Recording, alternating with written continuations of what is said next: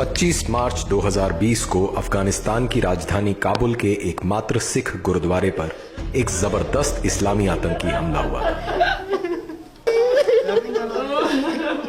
जिसमें 25 सिख मारे गए थे।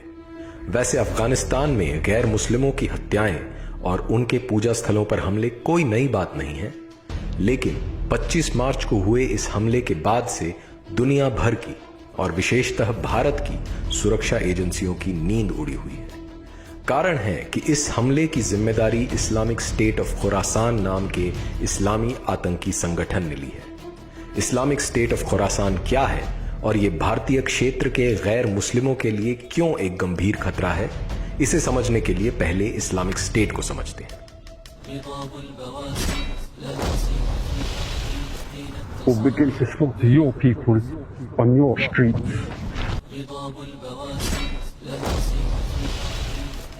इस्लामिक स्टेट वर्तमान काल में मानवता के लिए सबसे बड़ी चुनौती है। ये एक ग्लोबल इस्लामी संगठन है जो दुनिया में गैर मुस्लिमों को खत्म करके इस्लामी शासन स्थापित करना चाहता है। इस संगठन के अनुसार गैर इस्लामी शासन व्यवस्थाएं और मान्यताएं नाजायज हैं। ये पूरी दुनिया में शरिया अर्थात इस्लामी कानून लागू करना चाहता है। ISIS अर्थात Islamic state of Iraq and Syria Islamic state की ही एक शाखा है।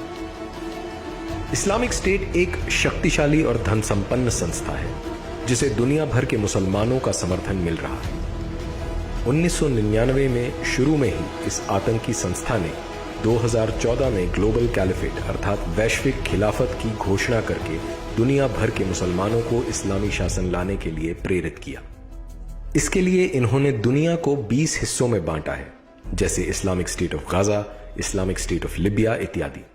ऐसे ही एक हिस्से को इस्लामिक स्टेट ने नाम दिया है खुरासान, जिसमें इन्होंने ईरान का उत्तर पूर्वी भाग, अफगानिस्तान, पाकिस्तान और मध्य एशिया के तुर्कमेनिस्तान और उज्बेकिस्तान आदि को रखा है। 2015 में इस्लामिक स्टेट ने ग्रेटर खुरासान का मैप जारी किया, जिसमें इन्होंने भारत, नेपाल, श्रीलंका और बांग्लादेश को भी रखा है।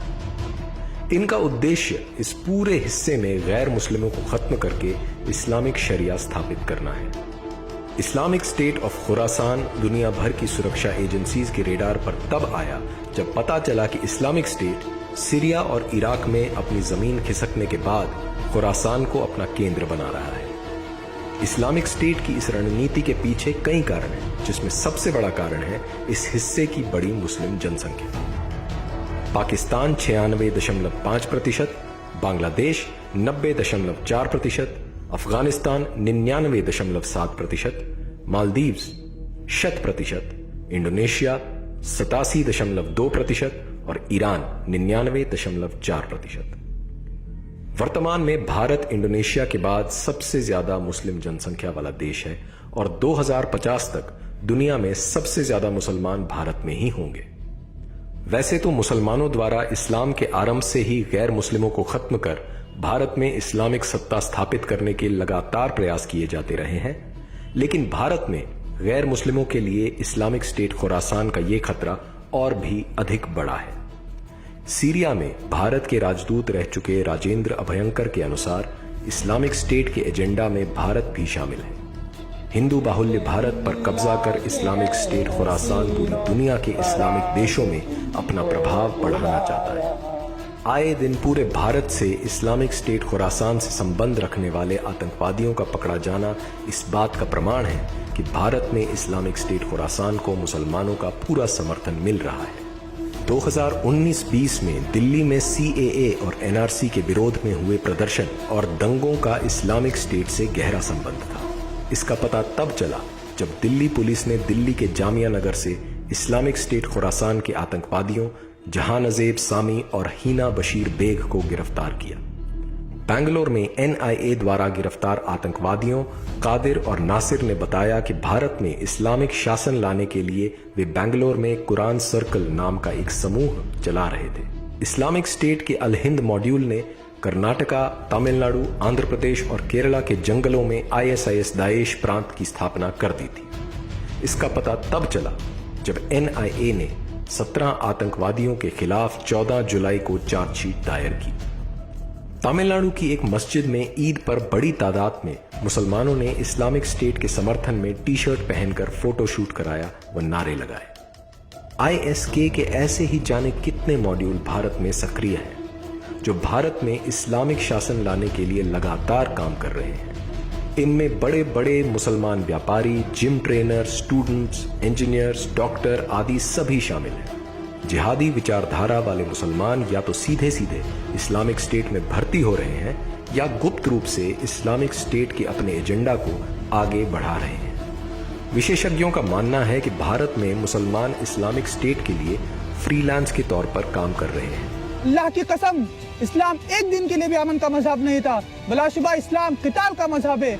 इस्लामिक स्टेट खुरासान भारत में मुसलमानों को ऑनलाइन भर्ती करने के साथ साथ मुसलमानों को ऑनलाइन ट्रेनिंग और स्टडी मटेरियल भी उपलब्ध करवा रहा है। भारत में इस्लामिक स्टेट खुरासान की जड़ें कितनी गहरी हो चुकी हैं, इसे इस बात से समझा जा सकता है कि काबुल गुरुद्वारे हमले में भी भारत का मुसलमान मोहसिन उर्फ खालिद अल हिंदी शामिल था। अमेरिका के राष्ट्रीय सुरक्षा अधिकारी रहे रसल ट्रैवर्स ने एक प्रश्न के जवाब में कहा था, इस्लामिक स्टेट खुरासान ने भारत में आत्मघाती हमले के प्रयास किए हैं। हम बाबरी मस्जिद का बदला लेने आएंगे। हम गुजरात के, कश्मीर के और मुजफ्फरनगर के मजलूमों का बदला लेने आएंगे। हम आएंगे, जरूर आएंगे, लेकिन तलवार लेकर आएंगे, तुम सबको ज़बाह करने आएंगे। एक तरफ जहां इस्लामिक स्टेट सीधे सीधे हिंदुओं को खत्म करने की धमकी दे रहा है, वहीं भारत सरकार इसे एक गंभीर खतरा मानने से भी इनकार कर रही है। कुछ समय पहले इस्लामिक स्टेट की समाचार एजेंसी अमाक ने भारत में इस्लामिक स्टेट की एक नई शाखा विलायहा ऑफ हिंद स्थापित करने का दावा किया था। साथ ही साथ IS खुरासान लगातार हिंदू मंदिरों और हिंदू विचारधारा वाले नेताओं को भी टारगेट कर रहा है। इस्लामिक स्टेट खुरासान भारत की क्षेत्रीय एवं सांस्कृतिक एकता के लिए गंभीर खतरा है। हालांकि भारत सरकार ने इस्लामिक स्टेट की गतिविधियों से निपटने के लिए ऑपरेशन चक्रव्यूह चलाया था, लेकिन ये अधिक सफल नहीं हो सका। भारत में इस्लामिक स्टेट खुरासान के लगातार बढ़ते प्रभाव ने अन्य संस्कृतियों के लिए गंभीर खतरा उत्पन्न कर दिया है। इस्लामिक स्टेट खुरासान ने भारत में शताब्दियों से चल रहे सांस्कृतिक टकराव को एक नई गति दे दी है। गली से ही निकला होता, गली में से खींच कर ले गए मेरे बच्चे को, गली में से ले गए मेरे बच्चे को। अगर जल्द ही समाज इनके खिलाफ कड़ा रुख नहीं अपनाता है तो गैर इस्लामिक संस्कृतियों को इसके गंभीर परिणाम भुगतने होंगे।